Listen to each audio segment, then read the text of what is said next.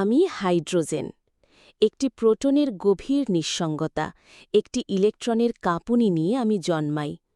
অসীমের শুরুতে, আগুনের হৃদয়ে, বিষ্ণু নাভির মতো এক প্রাথমিক বিন্দুতে। আমার ভেতর নেই বাহুল্য, আছে কেবল একটিমাত্র আকাঙ্ক্ষা, সম্পূর্ণ হবার স্বাদ। আমি চাই, একটি ইলেকট্রন দিই, তোমার কক্ষপথে নিজেকে বিলিয়ে দিই। তুমি পূর্ণ হও, আর আমি হয়ে যাই আলো, নগ্ন তবু গর্বিত প্রোটন।